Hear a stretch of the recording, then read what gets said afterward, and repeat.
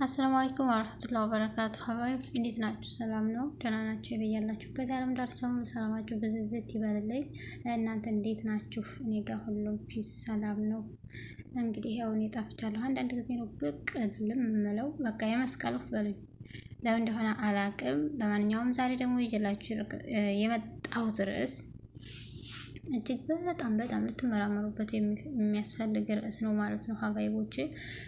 እንደ ጥያቄም እንደ ማብራሪያም እንሞክራለን እኛ። እናንተ ደግሞ ጥያቄውን አሲፍት አድርጋችሁ ብታብራሩት ለእናንተም ጥቅም አለው ብዬ አስባለሁኝ።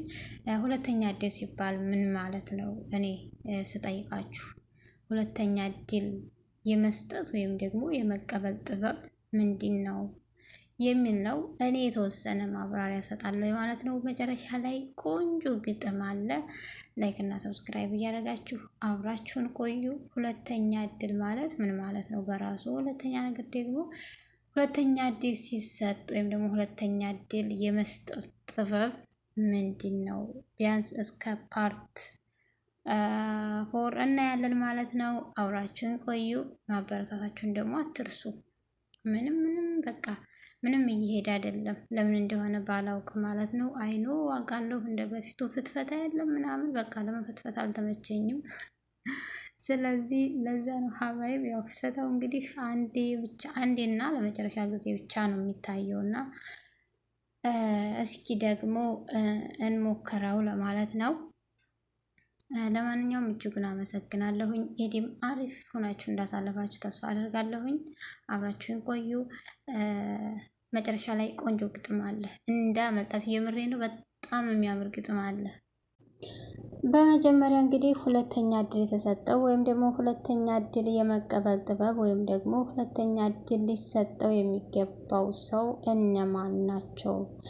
ሁለተኛ እድል የሚሰጣቸው ሰዎች የትኞቹም ሰዎች፣ ለምሳሌ ከዚህ በፊት በጠብ የተለያዩ ነገሮች የተለያዩበት ምክንያት የትኛዎቹም ሰዎች ሊሆኑ ይችላሉ። ወንድም የተጣላ፣ ለምሳሌ የተጣላ ባልና ሚስትም ሊሆኑ ይችላሉ፣ ጮኞችም ሊሆኑ ይችላሉ። አይኑ ምንድነው የምትሏቸው እነዚህ ፍቅረኛዎችም ሊሆኑ ይችላሉ። ስለዚህ ሁለተኛ እድል ስንሰጥ የቱን ያህል ነው እድሉ ሊሆን የሚችለው ወይም ደግሞ ሁለተኛ እድል ስንሰጥ እንዴት ነው መቀበልና መስጠት የምንችለው የሚለውን ነገር አብረን አንዳንድ ነገሮች እስከ ፓርት 4 እናያለን ማለት ነው ሀባይቦቼ። እናንተ ደግሞ ትጨምሩበታላችሁ። ኮሜንት ላይ ስህተትም ካለ ትክክልንም ደግሞ ሰፖርት እያደረጋችሁኝ ወደፊት እንሄዳለን ማለት ነው ሀባይቦቼ። ሁለተኛ እድል የመስጠት ጥበብ በተለያዩ መንገዶች መግለጽ ይቻላል። እንደ ሁኔታው እና እንደ ስሜቱ የሚከተሉትን አማራጮች መጠየቅም ይቻላል። አንደኛ፣ በግጥም ወይም ደግሞ በስሜት የተሞላ አገላለጽ።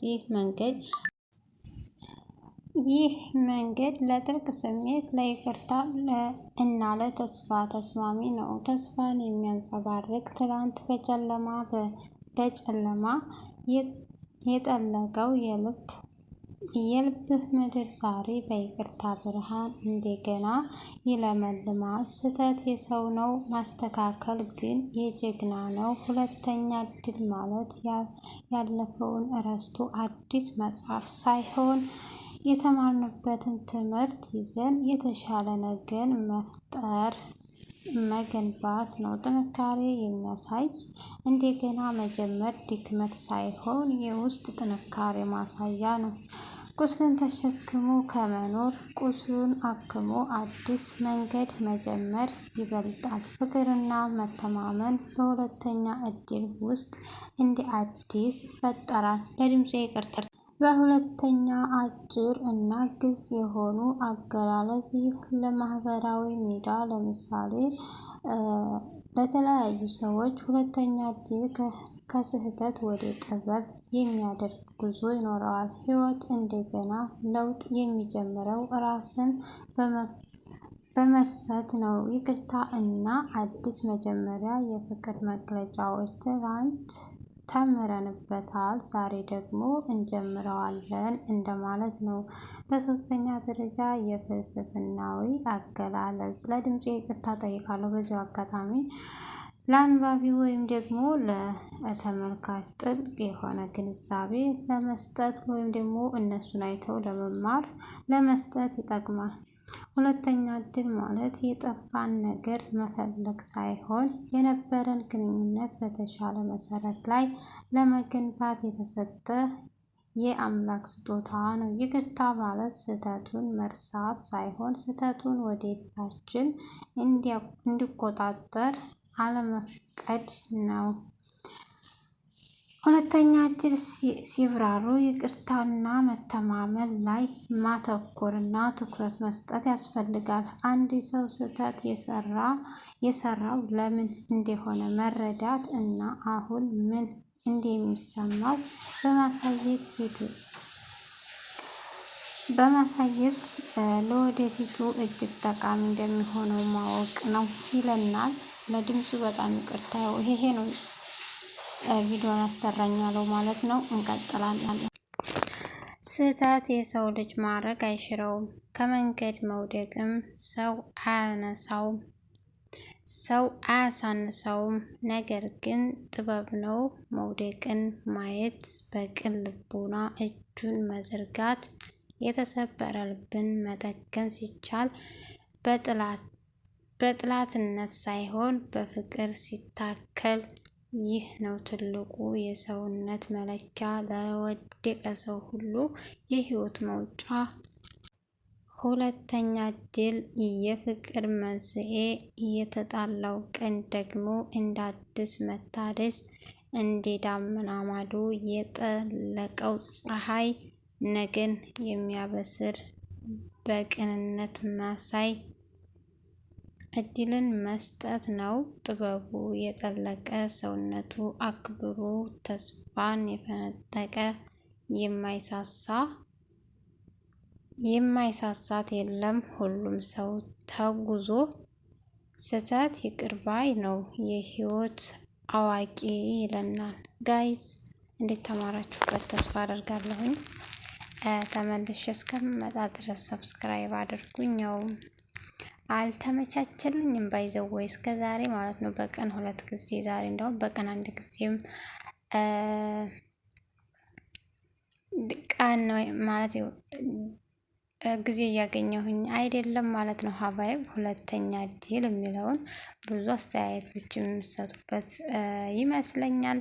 በጣም አሪፍ ርዕስ ነው ብዬ ነው የማስበው። ምክንያቱም ሰዎችን ሁለተኛ እድል ስንሰጥ አንደኛ ልንጠነቀቃቸውም አስፈላጊ ቢሆንም ነገር ግን ደግሞ እነዛ ሰው የሁለተኛ እድል እንዲሰጣቸው የፈለጉት ጥሩ ሆነው ስለመጡና ተሳስቼ ነበር ብለው ስላመኑ ነው። በነገራችን ላይ ከስህተት መመለስ ብልህነት፣ ተሳስቻለሁ ብሎ ይቅርታ ጠይቆ መመለስ ብልህነትና ጨዋነት እንዲሁም ሌሎች ትትናዎችም እንደሆኑ ግልጽ ይመስላል። ስለዚህ መጠንቀቅን መዘንጋት አለብን ብዬ አላስብም። እናንተም መጨረሻ ላይ ኮሜንት ላይ አስተያየታችሁን ብትጽፉልኝ ደስ ይለኛል። የሁላችንም ጥያቄ ነው ብዬ አስባለሁኝ። ጥያቄው ደግሞ እንግዲህ የሁላችንም መልስ የሚጠብቅ እንደሆነ ግልጽ ነው። ስለዚህ እናንተ ደግሞ ኮሜንት ላይ ይሄን ነገር አስተያየት እንድትሰጡበት እፈልጋለሁኝ።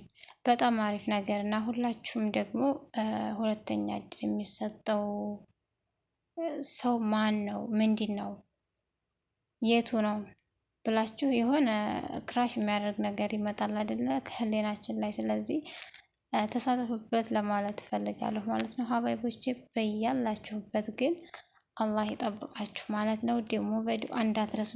አንዲት ሀጅ አለች በዚሁ አጋጣሚ ማለት ነው። አንዲት ሀጅ አለች ማለት ነው። ስለዚህ በዱዓችሁ አትርሱኝ፣ ወይም ደግሞ ዱዓ አደርጋለሁ ማለት ነው። ግን አማና ዱዓ አድርጉልኝ፣ እኔም አደርግላችኋለሁ። ባይዘው እናንተ ብቻ አይደላችሁም፣ እኔም እናንተም ዱዓ አድርጉ። ሀጅ አለብኝ ማለት ነው። አይኖ ሁላችሁም እኮ ሀጅ አላችሁ ባይዘው። ያው ግን ደግሞ ያው ሁልጊዜ ነው ዱዓ የምንደራረገው፣ ሀጃ ስላለ ብቻ አይደለም። ግን ያው እንዳትረሱ ለማለት ነው ሀባይቦች። ያው ታደርጋላችሁ እኮ ሲጀመር፣ ግን እንዳትረሱ እንዳዘነጉ ለማለት ነው። በተረፈ በያላችሁበት አላህ ይጠብቅልኝ ማለት ነው ሀባይቦች። አበረታቱን፣ በቃ አበረታቱን። ልስራ ጋይዝ የምር ለስራ በቃ አበረታቱኝ። ያለ እናንተ ቆይ ማን አለኝ? እኔ እኮ እናንተ ያለ እኔ ያለ እናንተ ማንም ሰው የለኝም። ስለዚህ አበረታቱኝ እላለሁኝ። መልካም